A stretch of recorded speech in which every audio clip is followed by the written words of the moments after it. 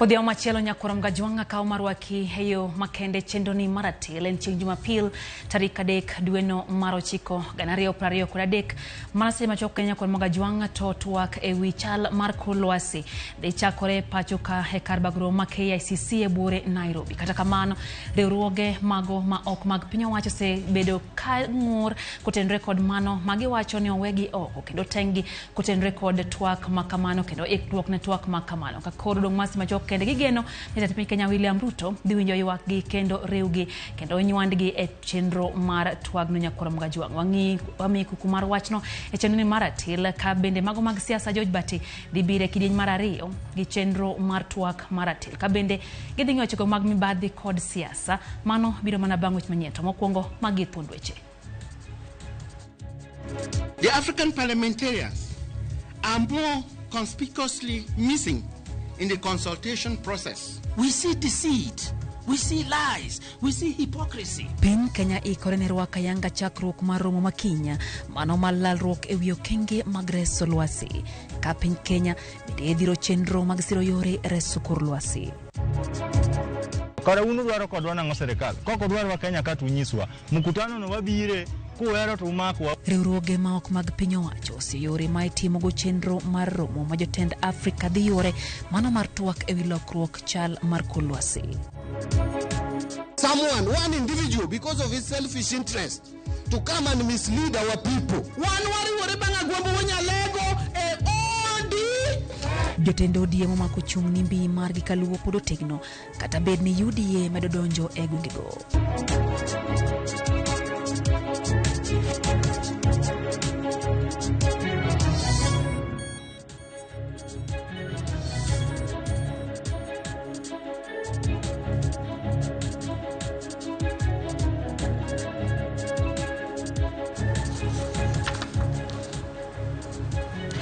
Warwaki heyo makene nyakuorom Gajwanga chendo ni maratil wantiere gi Belinda Dhiambo maloko na weche gi Odhiambo makawuono. Nyinga Lydia Okeo bende waroko pachi lai malote machuok ari adek auchanono ka bende wantiere mbui wantiere YouTube live, Facebook live duto warwake pachi nyakuorom Gajwanga Odhiambo makawuono. Machiegni riwruoge ma ok mag piny owacho golo ywak kawacho ni ok nosum gi paro e chenro matimo ikruok ne romo marango weche chal kor lwasi mibiro bagi e pacho ka chakre wuok tich juma manyien.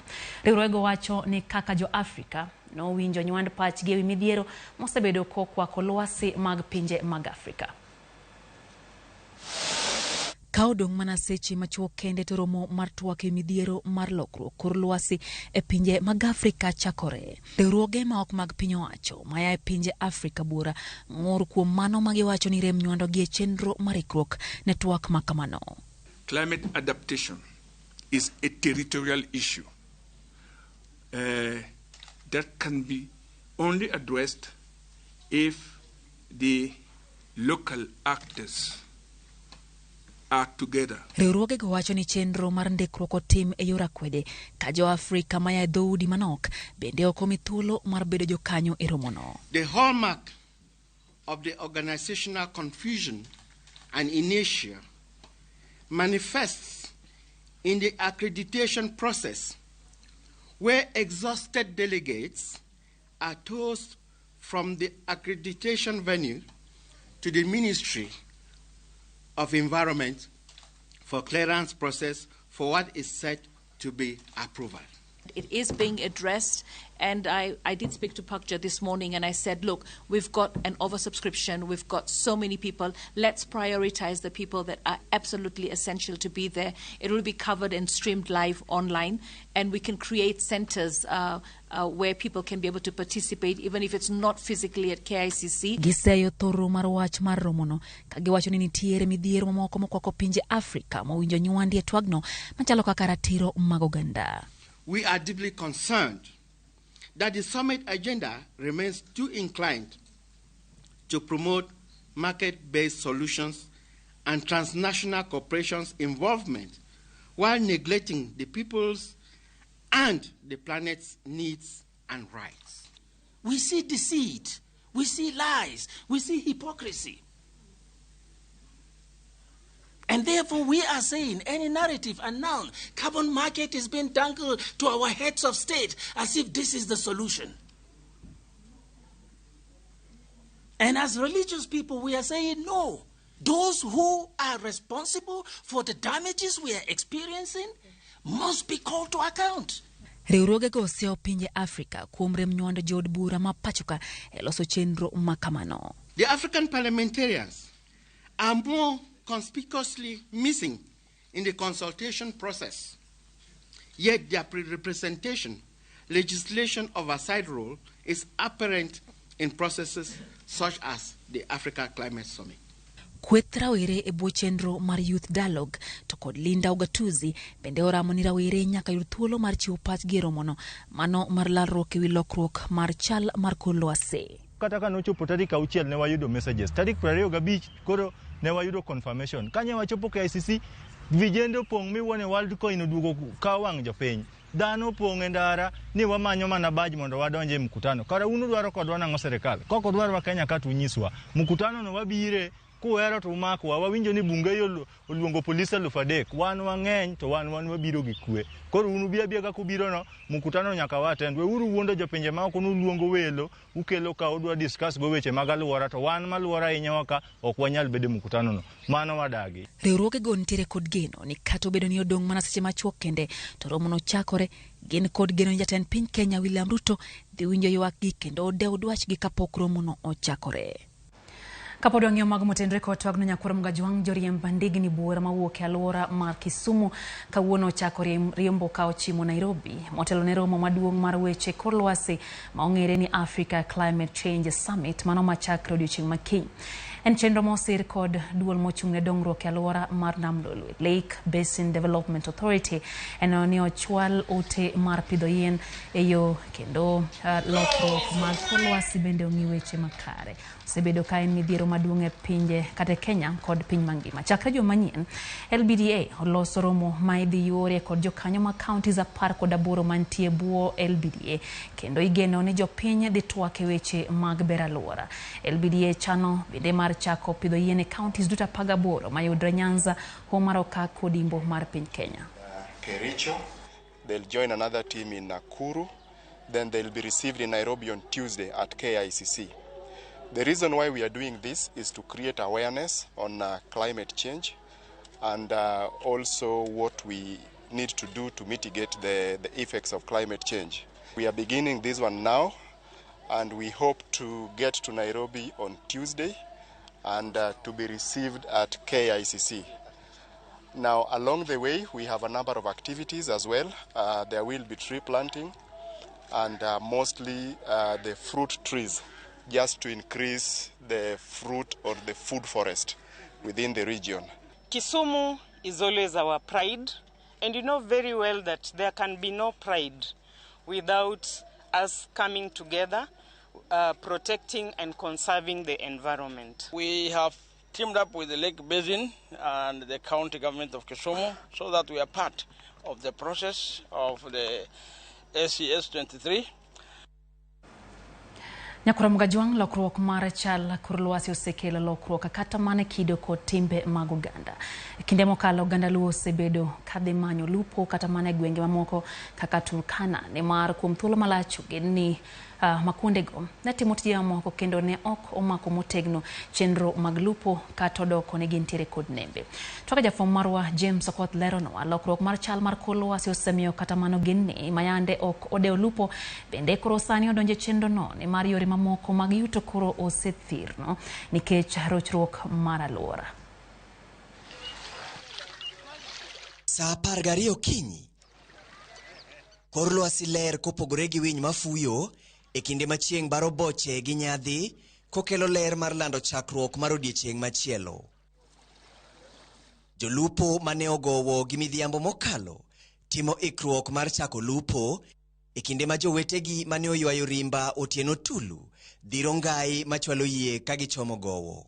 Lupo en yo manyien mar yuto ne jodak ma Turkana bang' lokruok mar kor lwasi kelo midhiero mar oro ma kinde ka kinde kelo tho mar jamni kendo weyo jopith gi nong'no, midhiero mar kech kod chuny modolore e weche mag pith mar jamni kalure ni thothne jodak ma alwora ni ong'ere gi pith mar jamni.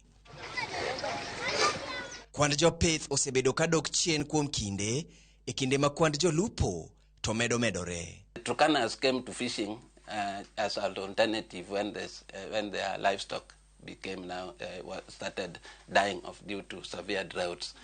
And that is several years ago. And then they perfected the art of fishing. E kinde oro, kech kod nong'no, thoro gao jodak gi wang' mokolo kudho kageno mar pith e alworano.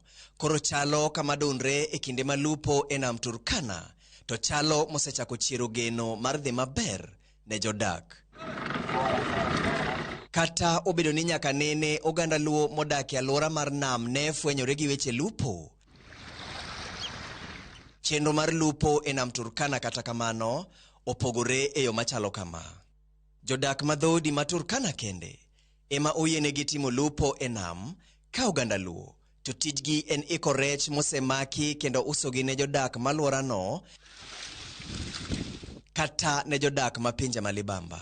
Ne nyalo kaka sani kendo chumus michitholo rech go oling. Chondak ni yudo ka sani na iro ka na iro.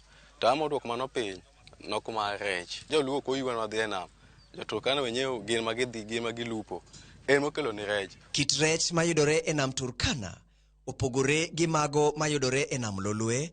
E kinde ma lokruok mar kor lwasi bende buogo kwand rech mar mbuta e nam Turkana kaachiel gi mano ma nam Lolwe. By around 2020, they were reporting around 12 metric tons. By around 2021, we saw almost something near 15,000 metric tons.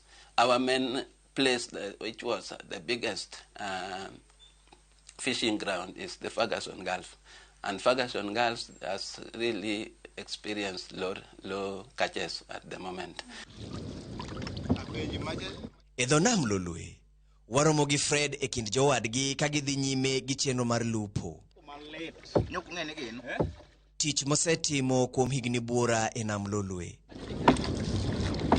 Olero kaka lokruok mar kor lwasi chwalo midhiero e nam Lolwe kaachiel gi alwora mare, ka bende olero midhiero manyalo yudo jodak kod jolupo poni ok ginywako lwedo lwenj gayo lokruok mar kor lwasi. King'iyo kae wan gi wetland.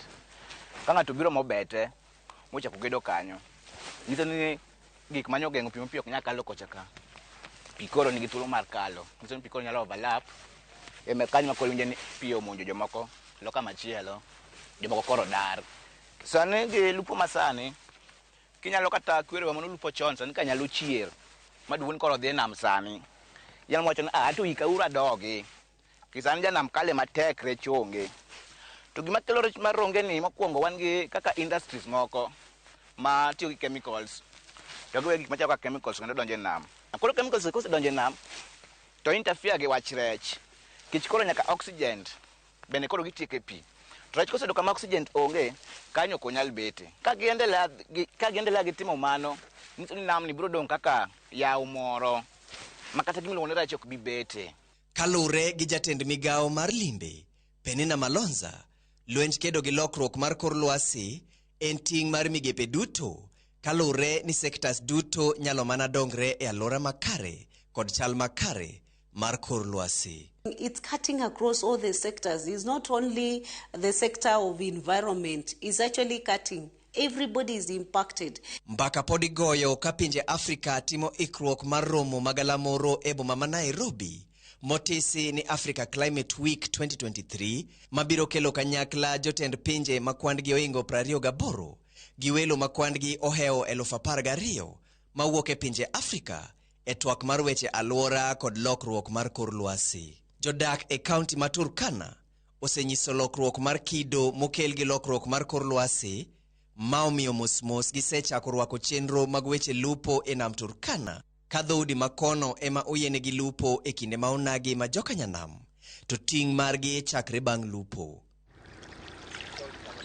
Piny koro yuso, chieng' nimo ka rwako mudho.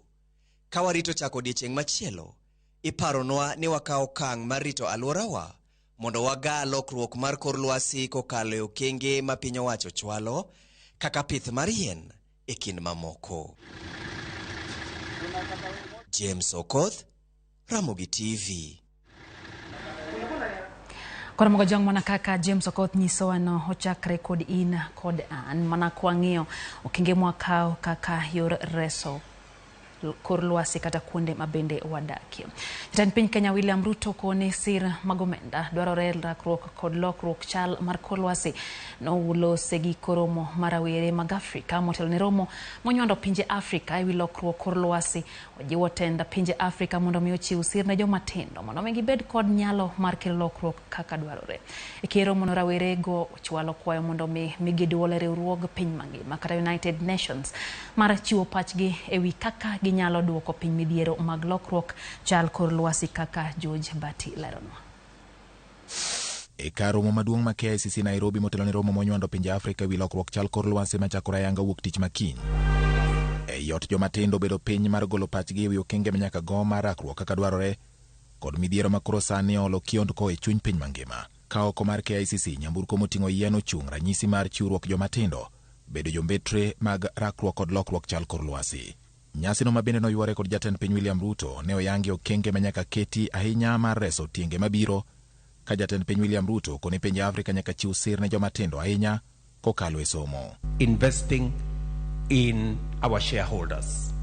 The largest shareholders of Africa is the young people. What must we do?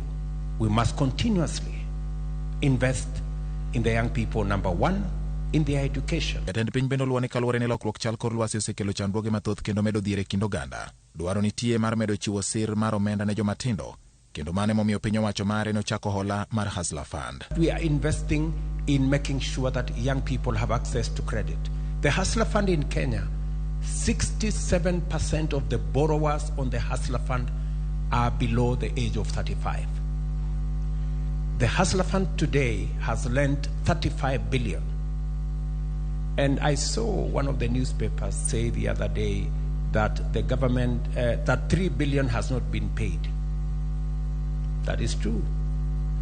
But 3 billion out of 35 billion lent, I would take another risk with the young people of Kenya. Ruto koni mondo chopo kenge mag tieko muya maricho maketho kor lwasi. Pinje momeo ma oserocho kor lwasi kuom kinde malach nyaka chiwre gadier kendo gene ni gichiwo omenda mar siro chenro no. What happens to countries that have huge resources of fossil fuel energy? And how do we transition those that are exploiting those resources at the moment into the green space?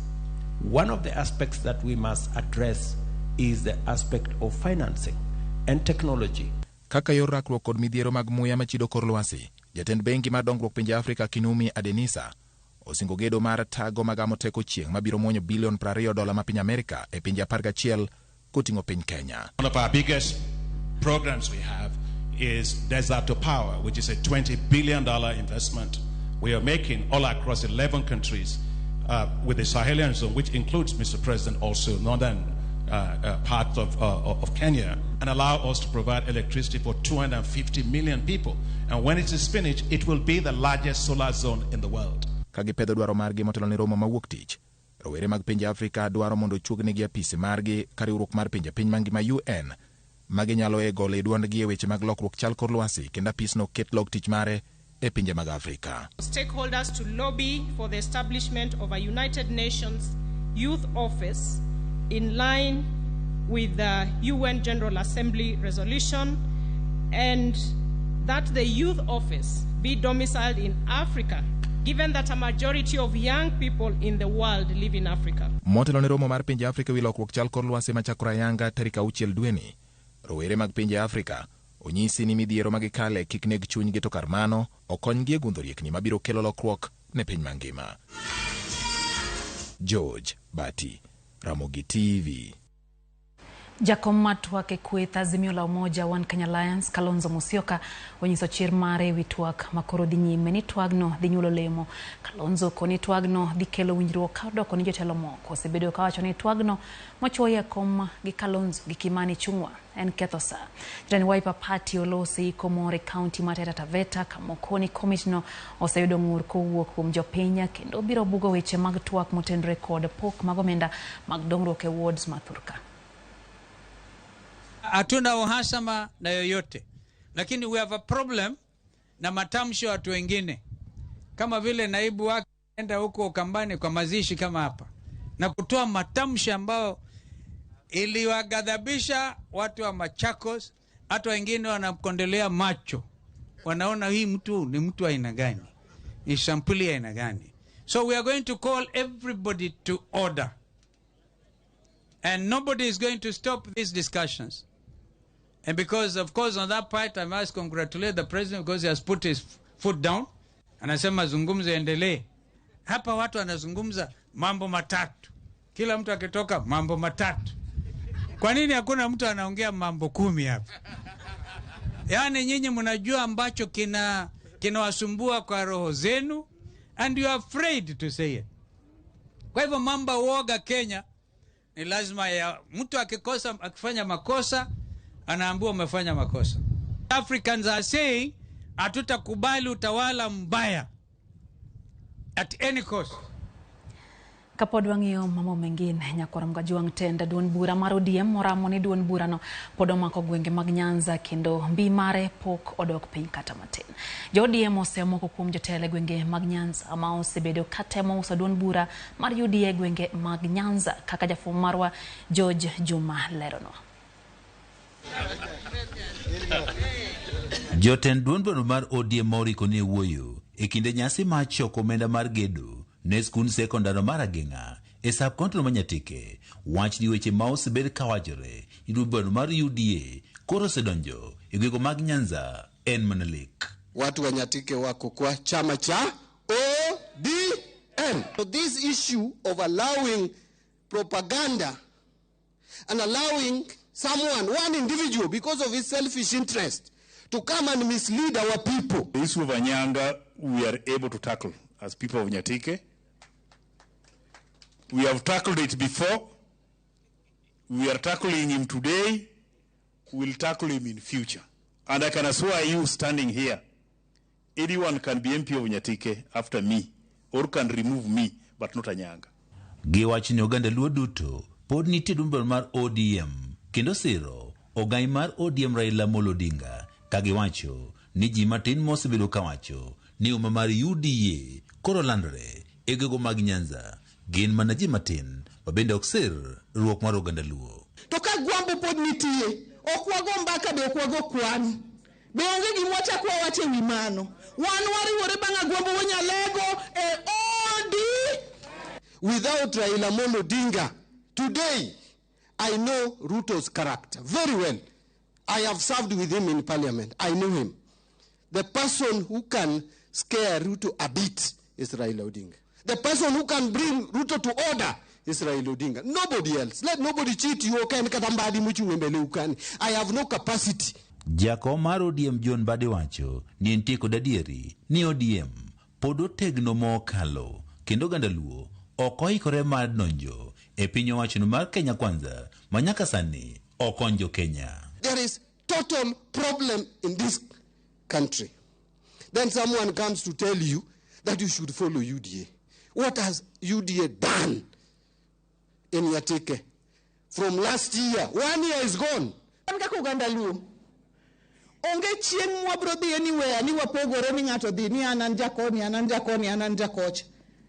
Wabro succeed ka wariwore dichiel. Giseyo josiasa mawuok kaluo mabende koro siwuok oko kendo riwore kod piny owachono mar Kenya Kwanza. MCA gemo dongruok from the county government. Solution obiro mondo kik wadhi wago chongwa Nairobi ni wadhi manyo dongruok. Waikre ka gigigewa ma wan gogi emwakel go dongruok ne jothurwa. Ng'ama pod wuok ka mawacho ni dhi manyo dongruok kamoro iwuondo jogi. Kanyo wanwang'o equalization fund ka tawinjo ni jomoko wacho no dhi omo kelo. Kidhi omo ikele ka ini anoth kadim ka mamuru ini mitero. Magot kachola ini mitero, makaleri ini mitero. Wakon ji adieri. Jokanyogi mag ODM koro jiwo achiel mar oganda luo kagiwacho ni mane makoro dhi konyo oganda ni e chopo lek margi mar siasa ka achiel kod dongruok. George Juma, Ramogi TV, Migori. Dakika en pariyo kod ariyo nyakoro Mgajwang' en chenro maratil wadhi mbele gi weche manyien kata kamano en thuolo mabende koro wakawo yo mokwongo chenro ni maratil arwako pachi kacha wago kod mbaka awinje ni inti parango kotenre kod weche gi manyien. Pastor Collins Odindo wacho ni entiere kod we chenro kata kamano wacho ni waduto nyaka wariw lwedo kendo waneni warito aluora marwa. Remi Oyugi wacho ni en Remi Jagazet entie Don Home County ma Nairobi okete mana ka odhiambo makawuono. Alisa Bia mama wacho ni entiere kod we chenro kendo mora hinya gi chenro ni maratil odhiambo makawuono. Vincento Wudata wacho kanyo ni entiere Ombo Kanyamkago wacho ni weche gichopo ne geyo makare ka entiere Narok wacho ni sirikal dwa jwang'o joma yudhe ma ok ber kata matin kendo wacho ni okwabi sirikal nyaka koro ket ji duto maromre. Ano ote mar Engineer Lazaro Kanyamboko wacho kanyo ni ento olamo ne Arsenal loch kabinde sijabendo koro kitugo gi Manchester United. Aya entiere Kariubangi. Ashley George wacho ni entiere kod wakoya gwenge ma Wende County ma Migori. Faith Mzomo Kani Malindi ni kachine wacho chenye Ramogi TV chopo nu eyo makare gwengo ma Malindi. Bendiane no ote kanyo moya kuma Maxwell Nyakwara Aduol kawuok West Kanyamkago wacho ni gin kanyo gi mamagi gi nyithind gi te e chenro mar ratil gi kete mana kae gi duto dhiambo makawuono. Bana Alan Tidi mano kane wuod nyal kinyi wacho ni en beno seche kin kaka pile ka entiere gwenge mambi Ramogi TV chopo negi eyo makare chula Rusinga. Wayo mtinya kwa Mgajwang' chenro ni maratil hari adek uchano na namba marote machuoka bende wantiere mbui live Facebook kachi nyalo oro pachi gi YouTube duto warwake pachi wayo matin kata kamano wadu kod mathoth ma en ratil.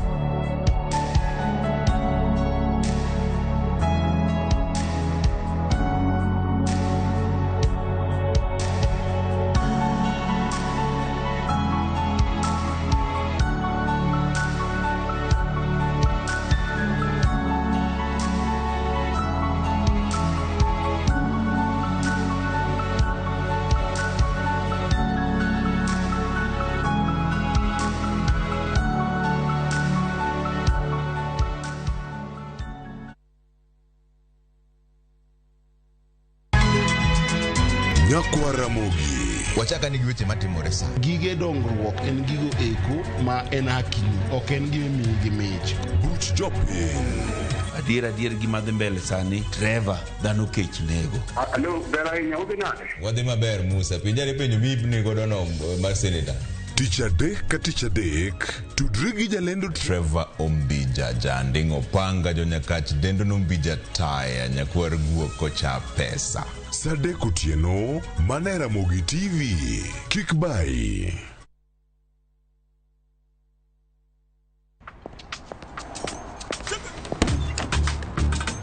Oh, nice dashboard. Thank you. Gari yako ni mzee na venye dashboard yako inakaa mpya mbichi. Is it new? Acha hizo tropi, unanichocha. Ibata pana si mpya. Neat.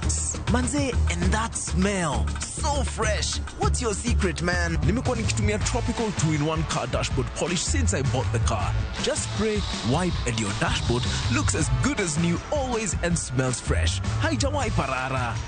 With Tropical 2-in-1 car dashboard polish, your car dashboard looks new always, fresh and shiny. Available in 4 exciting variants and in all leading supermarkets from Tropical brands.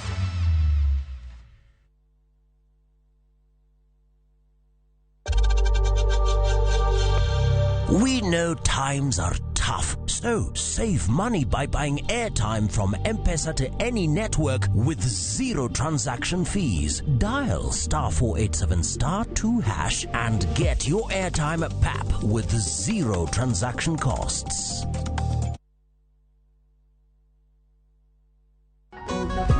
Can we understand an unspoken language? Itaweza sema habari ya asubuhi. Can it be a way to savor each moment? Sisi tunajua it can start lifelong stories. Be the center of celebrations and so much more. the more the milk, the better the chai. Chai kweli ina Brookside Dairy Best.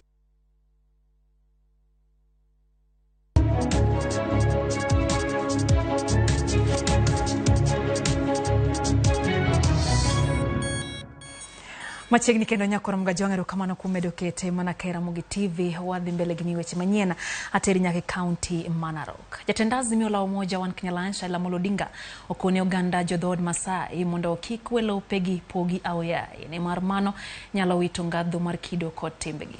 Odinga mano chope nyasi mariro kamano medo ni bunge mag Mau bende ujore riti makare.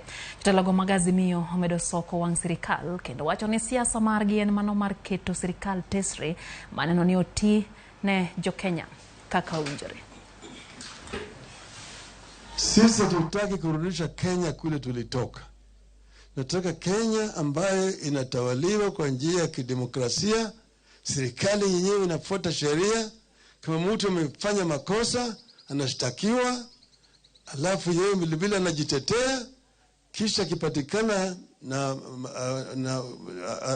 makosa anapewa hukumu na mahakama. Kama hakuna makosa yeye anawachwa. Sio ni kile tunataka. Hatutaki Kenya ambayo inatawaliwa na majangili. Hawa jamaa wanaonekana ni majangili. Na sisi kama wanaazimia hatutaki utawala ya majangili. Mambo ya the legitimacy of the Ruto presidency can only be settled by one thing and one thing only: opening the servers. Opening the servers.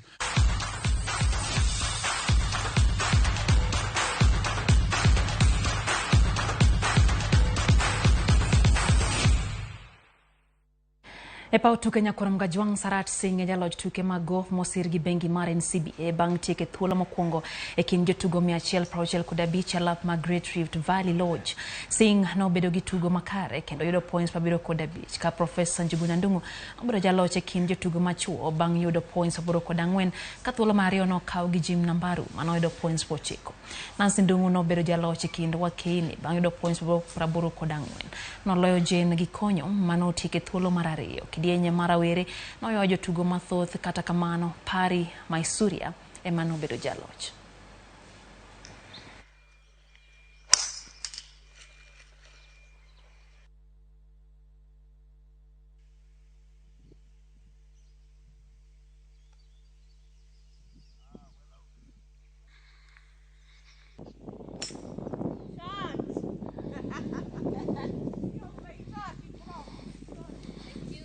You're welcome.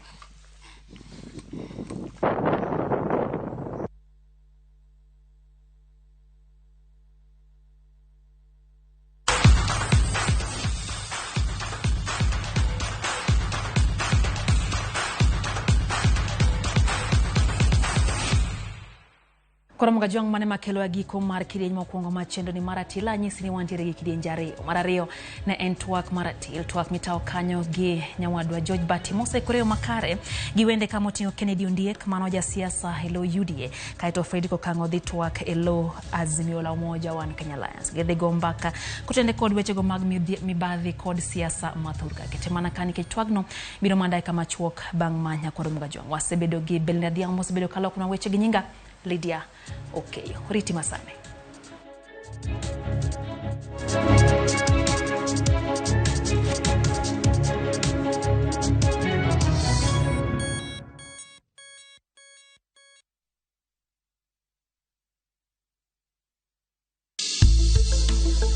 Riwri kodwa chieng' tich ariyo e penj laktar. Chenro ni sironwa kod Equity Afya Badema Upper Hill. An gi nyinga iluonga ni Fredrick Dula Lumumba. An a nurse by profession atiyo Equity Afya Badema ntiere Upper Hill Nairobi. Kawuoyo e wi komo nyuol. Komo nyuol en yore go makonyo oganda yiero namba nyithindo modwaro kendo miyo go kang e kinda nyathi mokwongo gi mar ariyo. Mana e penj laktar sa 12 odhiambo. Kik bai.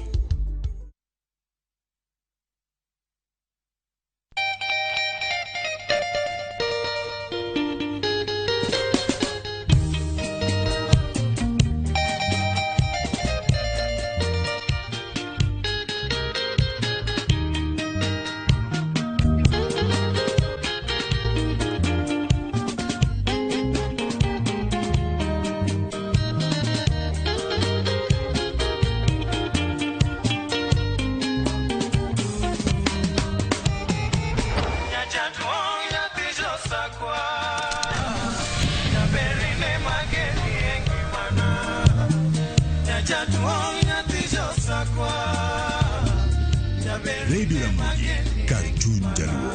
Radio Ramogi.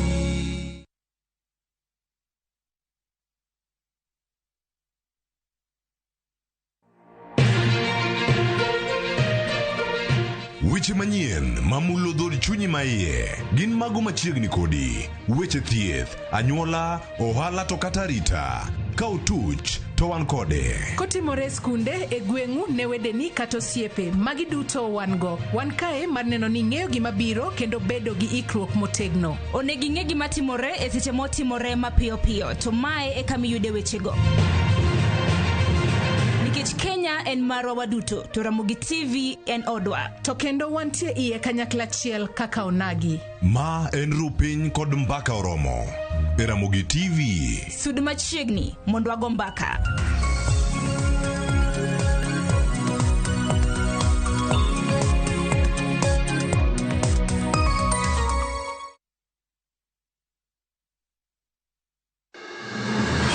Sama otimore. Kama otimore. Wananchi wako na uwezo wa kusema enough is. Joma otime. Kwani baba ni wanani? Hata baba ni wetu. Kaka wanene. Fred Ogweno. Ka okuchuni to kilose. Kine kolose. To tieno bade.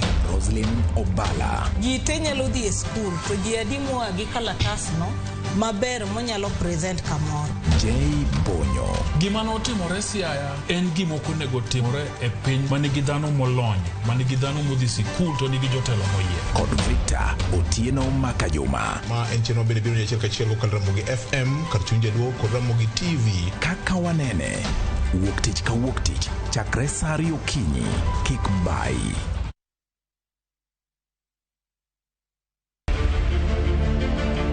Lusigand ng'ato ma ja ohala mane onge ng'uono to notimo maundu ma ok nyal wene ng'ato. Isebedo kigoya to alinga kodi. Ne kingisa piwangi ni nguomo na ywa. Kinguomo ne ng'anywa. Gombo mar ng'ado bura makare ne ojiwo nyako moro mondo non weche maricho mane osetimore.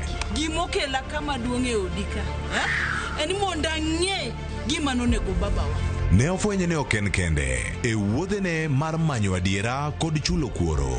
Abiro nwa konyre, konya tabe akonyi. Be gibiro loyo lwenyno? Nitiere tong' matin e kind tim makare kod chulo kuoro. Ibiro chulo gik moko te misetimo. Nyaka chul bwana. Chulo kuoro e wi Nam Cinema mane Ramogi TV.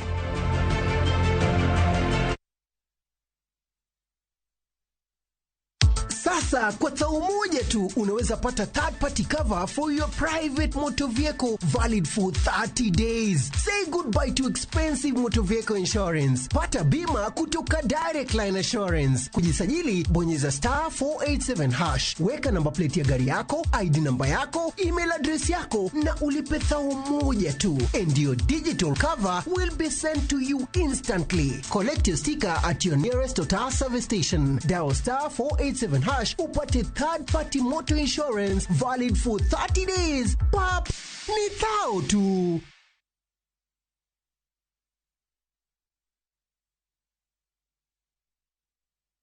This is the GOAT. Rich in nutrients A, D, B12, and minerals like calcium and potassium. It's lactose mild, easier to digest, and easy on your tummy.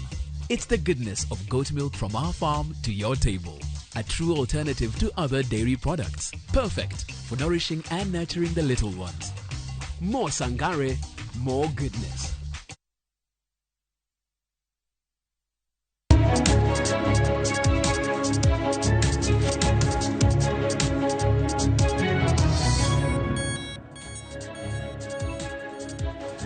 Erokamano nyakora Ramogi kamoro amora ma intie odhiambo machielo mar chieng' Jumapil ma en odiechieng' nyakora Ramogi ma wacho ni Jumapil mokwongo e dwe mar 9 2023 karwakini machiegni ahinya e twak marwa mar ratil. Kinde ka kinde ratil wanono kendo wadhingo weche mag siasa motenore kod gik mawuok e dho jotelo kod singo manoketi gi paro manyalo bet mondo piny Kenya obed gi dongruok. Par ni siasa nyiso kaka dongruok mar piny nyalo dhi kendo dongruok mar piny yiengore kaka siasa en. Ka siasa obedo mochacho ahinya to samoro dongruok ok nyal wuotho mapiyo kadhi kuom jopiny. Omiyo odhiambo ma kawuono nyaka Ramogi wach maduong' ma an godo en ni dibed ni en mana godhok koso adieri chiwruok nitie mar kedo kod mibadhi. Parni ma biro bang' jatend piny Kenya William Ruto wacho ni mambo ni matatu ne jo mibadhi. Weche gin adek, ok media moro bende ok golia moro.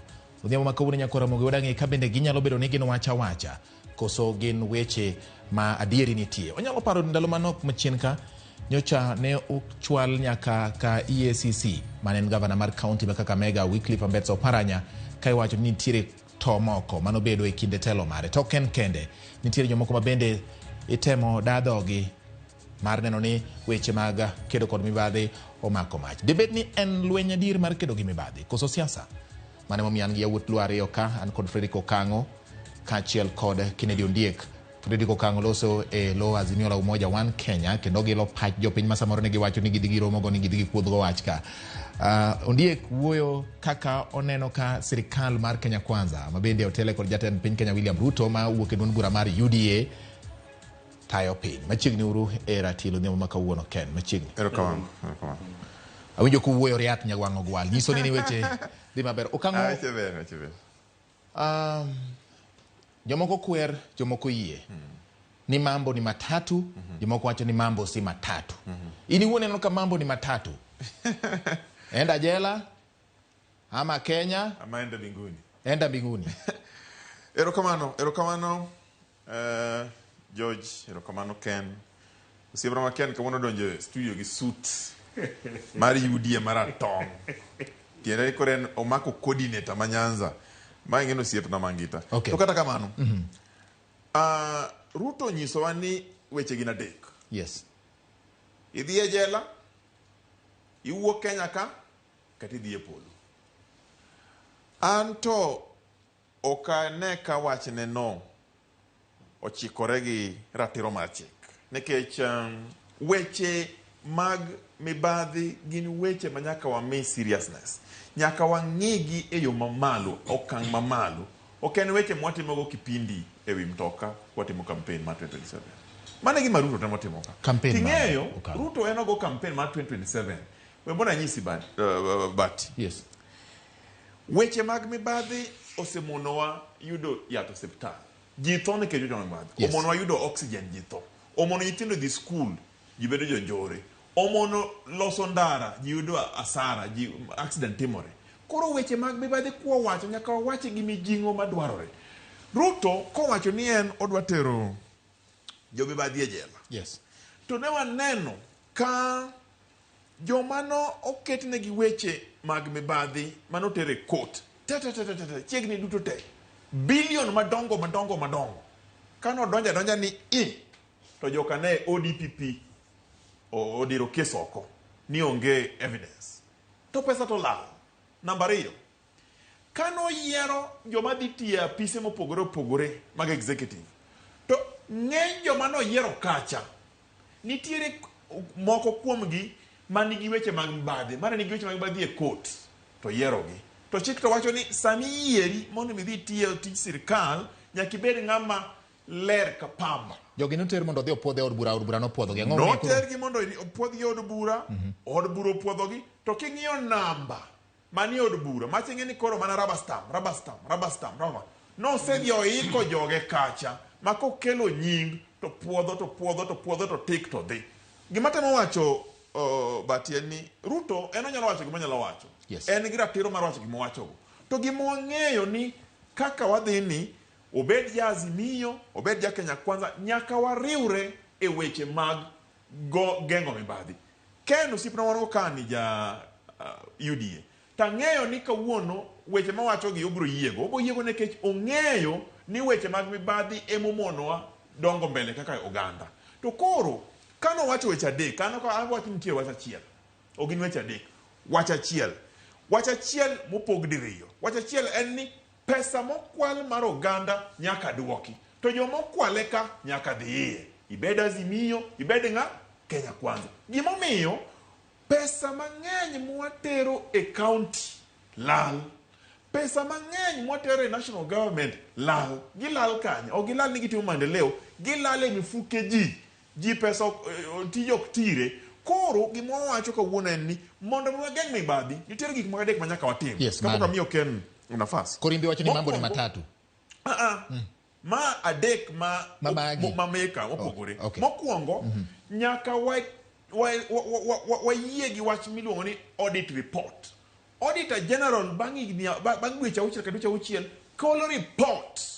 Otero ne county assembly, to otero ne national parliament. To wacho ni report ni pesa ma Laikipia notiyo kama to kang'iyo ka pesa no kotiyo maber. To parliament nyaka gol recommendation e report no kane pesa kotiyo maber mondo mi kaw action pok waneno. Namba 2, jok matimo investigation, DCI, police, chik wacho ni gin gi ratiro mar geng'o weche mag mibadhi. To mondo mi gitigi report ni nyaka koro ka gimako joka to gitere court.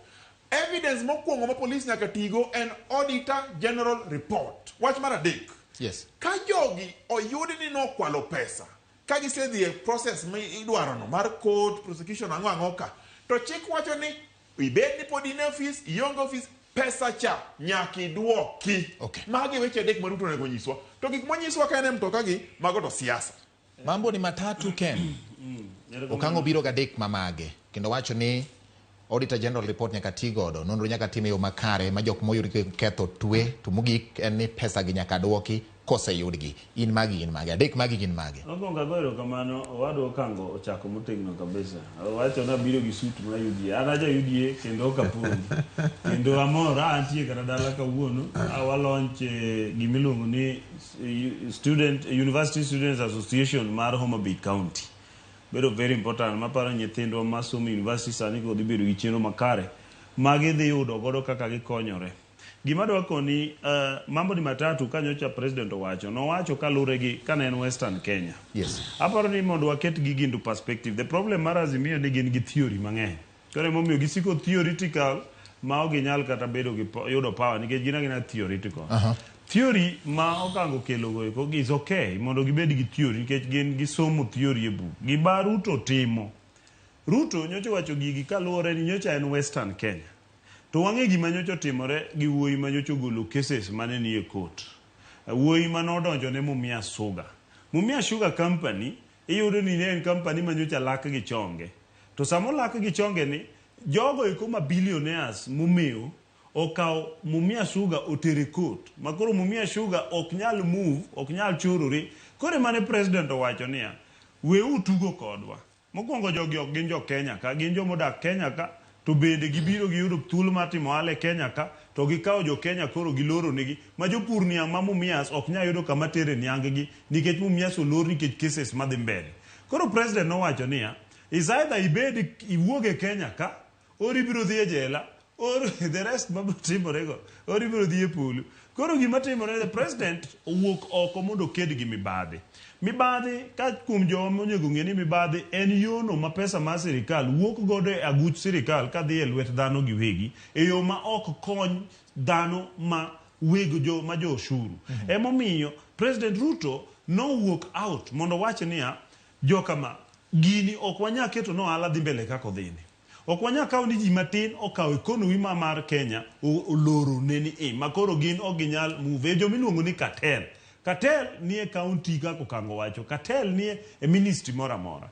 An gima dwa kono jo Kenya nam en niya, President William Ruto ne ok oketho sheria mora mora. Winjo ka jatend Azimio owuoyo kuome ka ne en Narok. Kowacho ni winjo ter ji e sheria.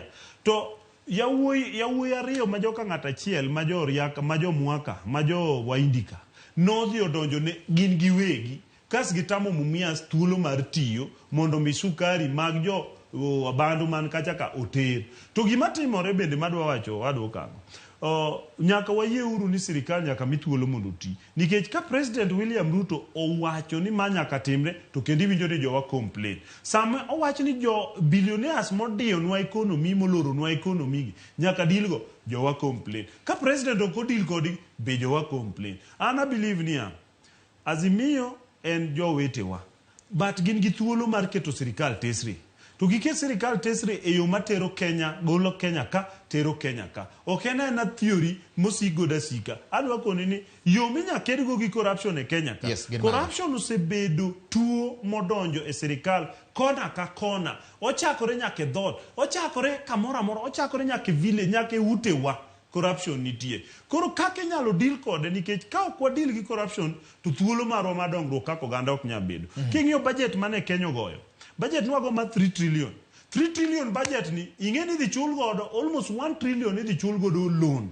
To loan midhi chul ni neno ka jalony moro mar weche pesa nowacho niya Kenya osebedo ka chulo loan higni mang'eny to loan wani ok rum. Ere gimomiyo loan wani ok rum? Loan wani ok rum nikech en kuo mar omenda mawuok e bad sirikal mopogore opogore. To wuok nikech jok ma iluongo ni billionaires, iluongo ni money baron, ana luongo ni money baron. Jogo eko moting'o billions mang'eny, gin ma gidwa control ng'ama bedo governor, gidwa control ng'ama bedo president, kendo gidwa control economy marwa. Ema President William Ruto wacho niya, nikech economy mar William Ruto en mar bottom up, wuok kuom jopiny. Jopiny onego te yud kama gitere nianggi. King'iyo kata kaka sukari industries timo ndhiwa, at least gitimo maber malo kata wendo suni.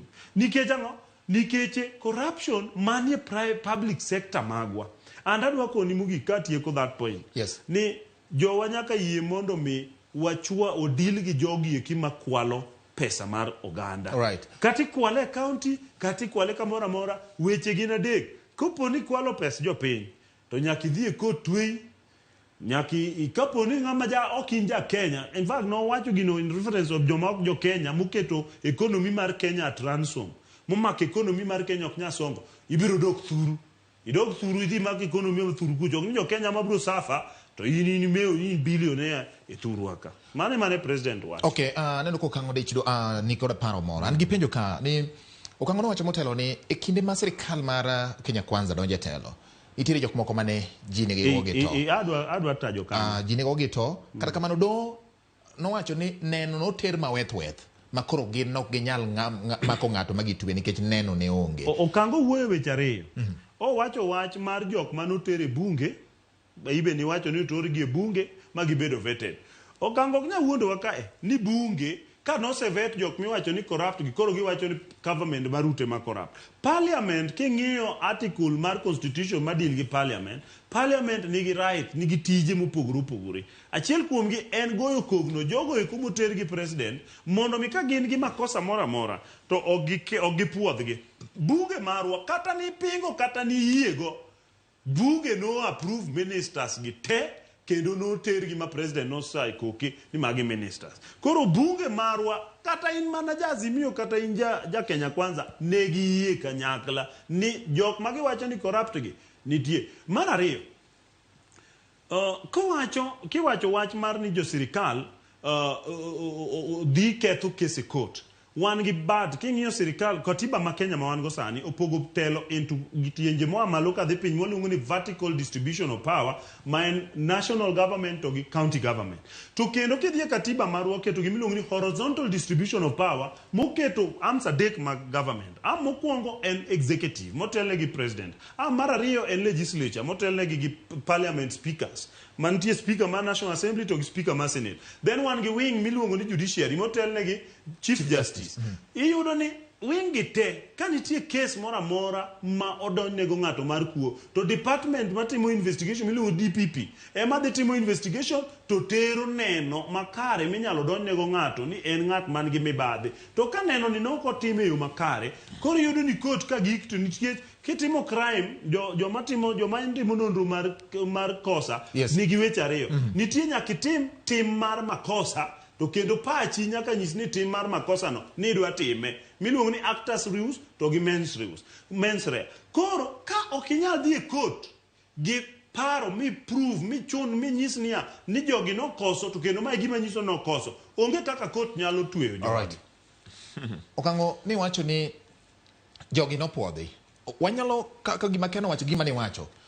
Uparo ni od bura nogo jo Kenya piny e wach mar kedo kod mibadhi kochakore sama ne sirikal mar Kenya Kwanza ichako losi. Iwinjo kapok wadhi kata duoko no wadog chien matin kuma Keno wacho. Joma yie gi Ken kawuono waduto wawinjore ni weche mibadhi mayo jowa maendeleo. Mano wayiego. waduto wawinjore ni nitiere mibadhi e national government, nitiere mibadhi e county government.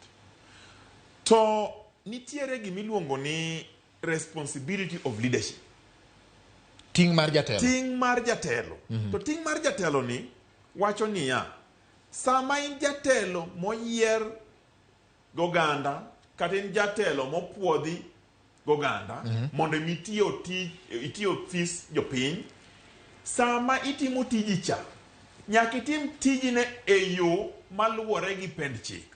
Nyaka itim tijino e yo mamiyo ofisino duong'. Nyaka itim tijino e yo mamiyo ofisino luor. Kane William Ruto ochung' ewi mtoka ko campaign, to wacho ni weche gin adek. Idhi e polo, Ken ok owacho ni dhi e polo tirang'o, to leronwa ni dhi e jelo ong'eyo. Oleronwa ni wuok Kenya ka ong'eyo, to wacho joma wuok gin mana joma ok jo Kenya ka. To kowachonwa ni wach dhi e polo cha tang'o, ang'eno bro wacho bang'e, ka ok owacho na bro nyise. Yes. Koro, king'iyo kaka weche go dhi, mano ok en ratiro mar jatend piny. Gigo konego wachi kaluwore gi chik. To be chik kendo wacho niya, ka in jatend piny, oyiere gi piny, opuodhi gi piny, itiyo ofis mora mora ma jo sure ma chulo.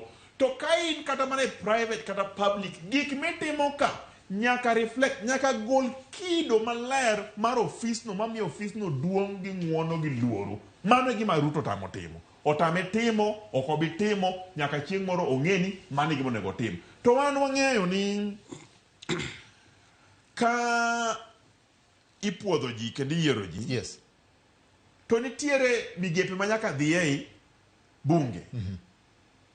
Mondo jo bunge ogi kogno mondo puodhgi. To bunge tiyo gi miluongo ni komiti. Ting'eyo kuma ne wabunge koro gowa piny. En kuma ne koro ikelo joma njore, ma wan ka wang'iyo gi to gin gi weche moko manodo gilos mondi kapok oyiergi. Ma koro jo kisugu e katiba kata luongo ni leadership and integrity. Telo gi ler mar tich. Gibidhruok. Yes. Telo gi bidhruok. To king'iyo gi ne ok gikalo penjno nogore piny. To gimomiyo ne jobunge kalo gi nikech nosenyis gi State House kucho ni nying no nyaka dhi. Emomiyo Ken wacho maler niya, koro no kochuno ka nying choso dhi kacha, mani nying ma jatelo dwaro nyaka okal. To wan wakwero gi ni sama mibadhi timore, to uketo ng'ato ma in ing'eyo ni mato jamibadhi mongirore, tin ja Azimio, in ja Kenya Kwanza, to uchwele okalo. To sama koro pesa lal, pesa mar osiptal, jowuo ma hinyore, pesa mar yore, jowuo ma hinyore, pesa mar sikunde, ni neno Bati, Uasin Gishu, weche mag Finland, ni neno. Kadipo ni waketo ji ainago e office mar education, for example, to nyithindo makoro dhi school, university, pesa dhi olal, onge scholarship, onge loan, to nene wayiedho ni wan jo Kenya Kwanza, wan jo Azimio. Omiyo nyaka wang'ire wan ka wan, ka jo piny, jomage mwaore od bura mokwongo kapok wayiero. Nikech joka ka gin kacha, jomago kura be nyaka ng'e ni ng'ama watere od bura en ng'a, stoche chal nade, oja mibadhi, ong'ama ler, ong'ama oling, mondo ka koro nyingi ka obiro, to en do tiyo gi pache wacho ni an kaka jaod bura, ang'eyo ni bwana ni asesomo stoche, asewinjo wachne, en gi kes, ok onego dhi mbele, nikech odhi hinyo wa mbele ka to katieko. Yes. Ayie gi Ken kendo kowacho ni gima koro onego watim, wang'i kaka wadwa geng'o mibadhi. Mibadhi nitiere kuonde gi duto. To an ka pacha, apart from gima wacho mar report mar Auditor General, yes, ing'eni kwadonje county mokwongo, Ken owuok e county sani obiro, owacho ni county dhi maber. To ang'eyo nitiere counties mamoko be oko kucho ma weche ok dhi maber. To king'iyo nitiere ng'ama iluongo ni control of budget e pend chik kacha. Yes. Tije ni bang' dweche 4 ka dweche 4 ogolo report kaka budget tiyo. Okay. To Ken kendo wacho ni achiel kuom wi adek mar budget mane gikeloni dhi chulo gope. Tamba kone kendo achiel wi adek mar budget no dhi e corruption, weche mag mibadhi. Koro tiende ni budget ni corruption osebedo budgeted for. Yani gichano ne budget mondo mibadhi mondo mibadhi dhi mbele. Mano gima Ken ong'eyo. An gi Ken gi jowa ma oko ka to wawacho niya, nyaka wageng mibadhi kata weche adek nitie kata weche ariyo nitie kata ng'ato achiel to wach achiel mong'ere ni pesa mora mar oganda kadiponi olal ng'ama nigi responsibility maduong' moingo ji te mano kawo muma moting'o malo mowacho ni en koketo piny to gigi dhi rumo te okango mano simo aparo igeni gima nyaka understand ma bado ni jo onge makare ni joma okango kawuelo Azimio gin gima gidwaro en go siasa nikech kara gine gi campaign e platform ni gidwa kedo gi mibadhi to kiwinjo ka sani koro William Ruto dwa kedo gi mibadhi kendo koro gi jok ma William Ruto dwa ni mondo odilgo gi mibadhi gi ma gidog gi defend no gima timore is simple ng'at mane weche msukari mieno Mumias cha emomiyo koro jogi dhi rally dhi wacho ni William Ruto tim kama wacho adier nikech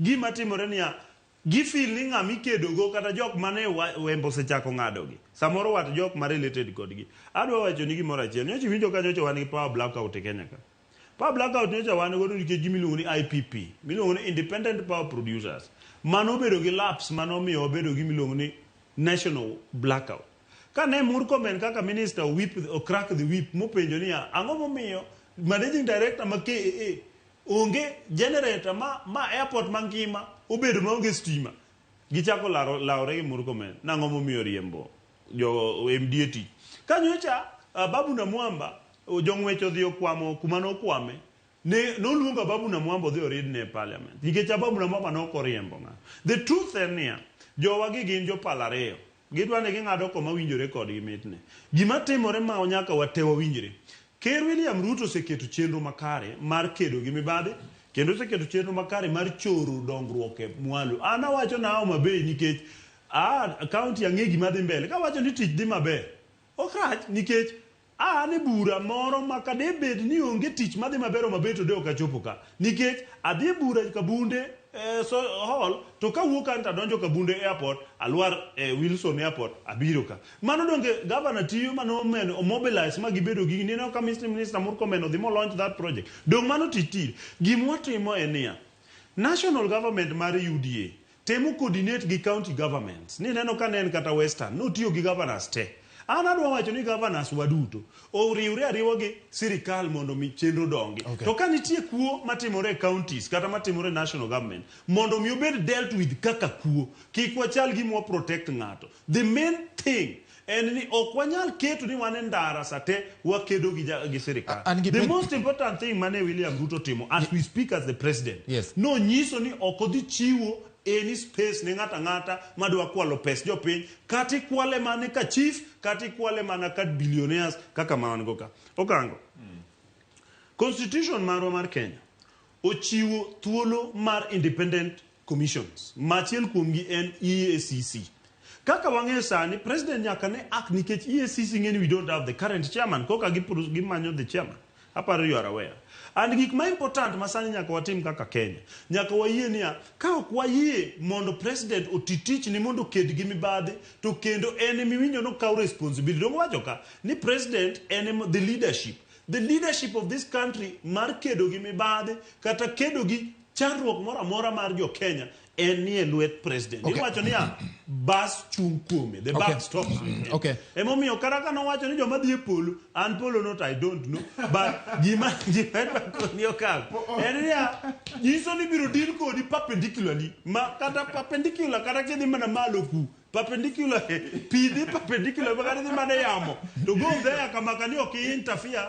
gi resources mowinjo kon jo Kenya to go ge polo no to explain adwa gimoro ka ada penjo gimoro ka EACC jadolo ginde chane osepuodhi ma obedo kaka jatelo mar EACC ene jakom mar EACC nadwa nyisi mano mondo koro wabuo kanyo kwa ng'eyo jadolo ginde penjo mara ni un ji ariyo diponi oganda jo Kenya oero tero ji court of public opinion ing'ado ni bura kata kapok oyude gi ketho diponi ma en tim moro mosedhi kuom jo Kenya ma biro miyo wach ni okango jamibadhi kata ken jamibadhi kuom jopiny kapok oyangore. Koro ka samang'o we thuolo nikech doho koyude gi ketho to ji wacho ni sirikal ema temo tiyo gi riwruok moro. Ma nyalo bet ni notimore kata mane sirikande mosekalo chien kata mane masani nikech sirikand duto ema koro nitie sani. Tene ma ji ng'iye mondo ng'e ni to odwa timo nang'o e weche mag mibadhi. Ok apar kamano Bati. Ing'e ni jopiny be jomariek ahinya. Jopiny maneno gin jomariek, ging'eyo gima dhi mbele. Kendo gineno jodongo gi pile pile. Giwuoyo kodgi, giromo kodgi, ging'eyo. Ka ng'ato jamibadhi to en jamibadhi. To kitimo nonro, to nitiere kidienje matimo nonro. EACC, DCI, to gi ODPP. Gi DCI, gi police. To tero ne ODPP. To ODPP kawo jogi to tere court. To gi defend. To do enong'iyo evidence mokelne. Yes. Ni to no evidence ni boro motweyo ng'ato. Kosoro mogonyo ng'ato. Mane gima ging'iyo. To gimomiyo wang'eyo malong'o ni nitiere jomoko ma weche gi dhi chochore nikech gin jomibadhi mongirore. Nikech king'iyo ng'ato donjo ofis kawuono. Wang'eyo sache ni osache siling 200. To ndalo adek oseng'iewo ot mar milion 8. Oseng'iewo mtoka mar milion 50. Oseng'iewo lo mar milion 50. Osegero estate. Tin pesa gi tiyudo kanyi to ni donjo nyoro to sache be onge. Namba 2. Koro jopiny onge gima ok ginennegi. Ing'iyo gini. Namba 2 Bati. Wang'eyo ni deal tinyalo deal gi ji perpendicularly kaka jo UDA osipagi wacho ni dhi malo tieni perpendicularly to mano ok rach. To gima nyaka wang'e ni to nitiere chenro mane miketo mondo mi sami deal gi jogi perpendicularly ti deal kodgi kaluwore gi pend chik. Nikech pend chik no ema ni singo ni ibiro rito. Ok ni singo ni in kidonjo to ng'ata mo luong nyingeri jakuo itere polo. Nok singo mano. Ni singo ni ibiro rito pend chik. To Ken Osiepno wacho ni wan jo Azimio nitiere jomoko mwa defend ma ok jo Kenya mosego economy mar Mumias piny kata Western piny. Wan onge ng'ama wa defend kata emomiyo kisomo manifesto mar Azimio ne wawacho ni gik machalo gige dongruok governance wabiro chung silin mondo mi wang'e ni jogi endi makelo weche ma corruption wadil kodgi nang'o. Because Ogai mar Azimio Raila Amolo Odinga ong'eyo wachno maler kendo mane gima osebedo kowacho nyaka nochak siasa weche geng'o mibadhi to gichung' e yo makare e yo maratiro.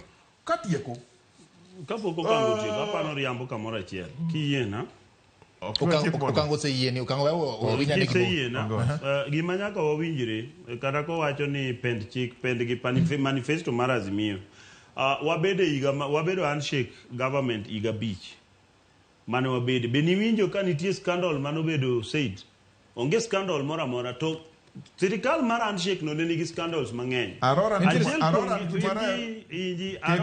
nobedo mention Arora was before Jubilee 2. Arora was before Jubilee 2 bana. Arora was before Jubilee 2.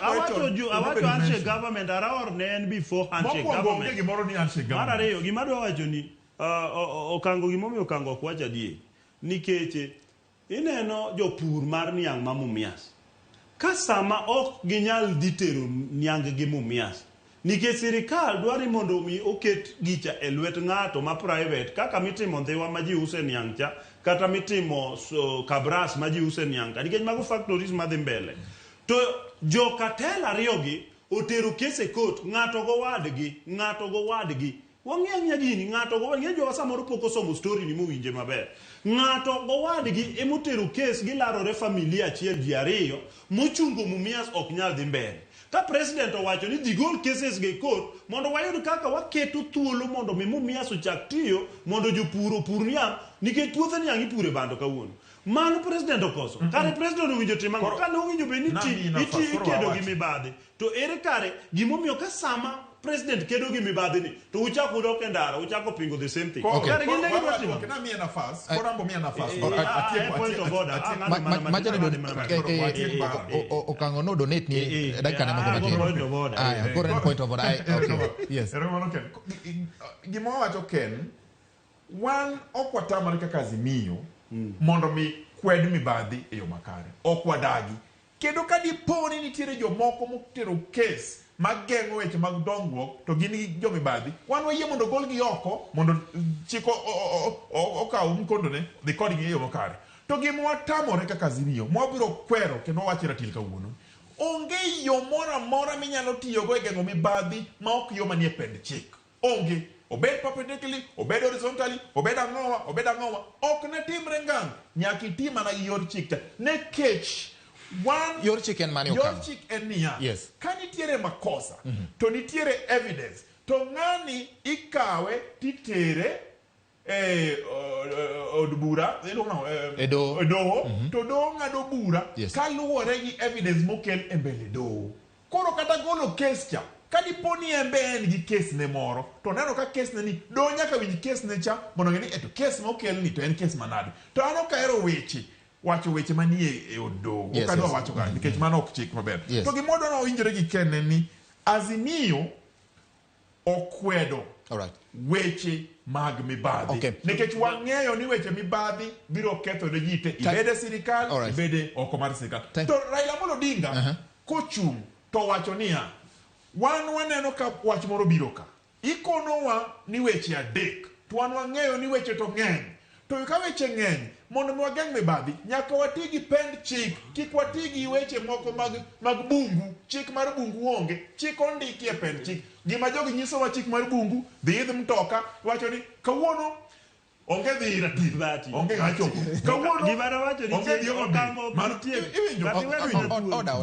oda ken iparo nade dipo ni jatend piny William Ruto temo tiyo gi samoro kuom gik moseneno ka timore gwenge mamoko samoro neno ka manen jatend piny Tanzania mosenindo Magufuli samoro ni nyalo dhi e bura kata e romo moro to wacho ni ng'ani waseyudo ni osewinjo wach ni jami badhi en koro wuog sani dipo ni mae gima wawacho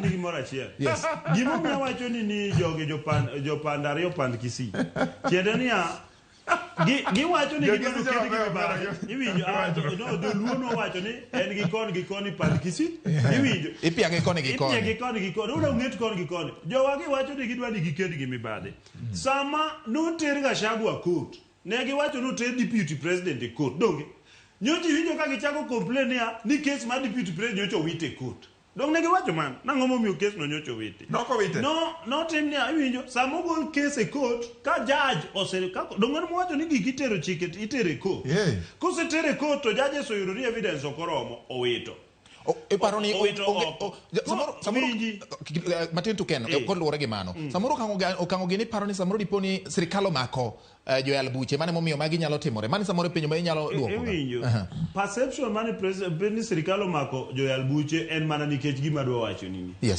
giwacho niya sani endi jatendgi mar Azimio owacho ni ng'ata michich godo nyaka ter yango idoho mondo doho dhi owinj kes ne mondo miyo oland pache mane chik to nyocha ka nyocha gol ka nyocha doho nogono odhi owinjo kes mag jok mamoko e sirikal ODPP nodhir doho to wacho ni ka ging'iyo to gineno niya evidence onge mondo gigol kes iye gima chando kango ok oling to winji mondo ng'ato winj oket kes niya giwacho niya ni mondo ng'at michechgo otere doho donge ka ng'at michechgo oseting'o tere doho kaka ne oter Gachagua oter jok mamoko e doho donge ka doho ni owuon osedhi ochiko ite weche mokel gi ODPP to ODPP ni odhi orealize ni ne gitimo investigation ma fake oywayo gige gi ka oko giwacho niya nochun gi mondo giywa koro ng'ama nigi makosa kama koro sani ka president wacho niya mondo dil gi mibadhi makare en ibiro dhi thuru kata ibiro twey kati biro dhi e polo akia gima president obi gi polo adwa wacho ni gimoro achiel giwe thuolo mondo sirikal gin formula mane ma ne gidwa tiyo godo winji ka sama investigation otim giwacho ni UDPP otimo investigation ka sama koro president ocrack the whip on his own don't know ka president ocrack the whip ma ng'ato dhi ogolo cases ka sani endi process mar privatization dhi timore Mumias joka dhi chako puro niya jo Mumias dhi chako bottom up sama gifil ne giwinjo ka bottom up this succeed to gichako go koko mondo gigia tebel tieni tiji gidwago siasa giwuono jopiny ni gimakosa nitie to gini gidwaro niya gini ma gigajre kinde ka poni josukari gi ne cartels mane gin godo sirikal machien ka giwinjo ka cartels gidilgo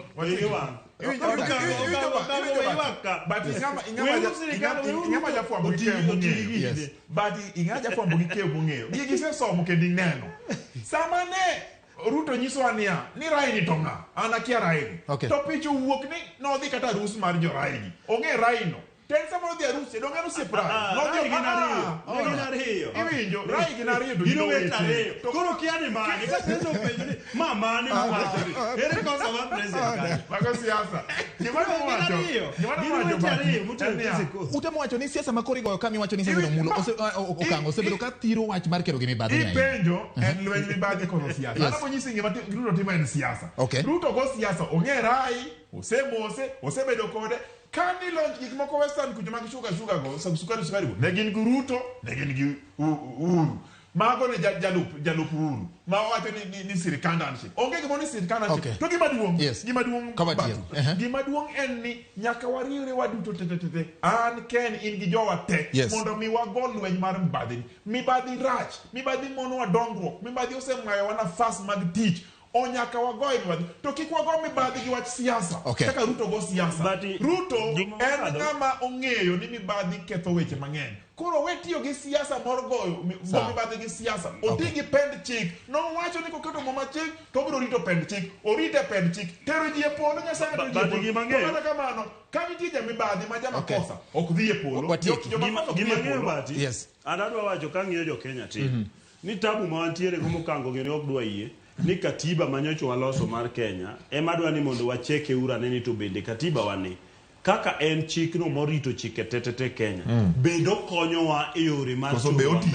An mani main thing moni ujo wangeni ni to wangi urane ni an mani gima nyocha ngeni wabiro ng'iyo niya ni to ere kaka bang' higni 13 katiba man waloso ni king'iyo kaka e chakruok mare wan jo Kenya wachiwo kendo waloso katiba ne wamiyore wawegi to gi nyithindwa mabiro bang'wa mondo otigo pend chik namba 1 pend chik namba 1 wacho ni abati watieki dak orumo teko ni elwe jo Kenya kendo ginyalo tiyo kode gi giwegi kata ginyalo tiyo kode kuom jogo e komo yier. Adwa koni ni tuo mwabedo godo an maendi jo wawinja maler tuo mwabedo godo ni teko mwakaw wachiwo kuom jowa moyier ok wachiw chikno teko no kalure gi dwarwa wawegi wasebedo kwachiwo teko ne jogo eko mochunwago mako gike bunge to ok tim vetting maber mokango nyiso ni nyaka koro reorganize wan kaka wadoganda mondo mikwadwa kedo gi weche manyalo tero mbele to wabed gi thuolo mar yiero to wayier jogo eko manyalo biro tero e state machielo momiyo wadwaro ni wayaw thuolo mar siasa mondo bed mang'eny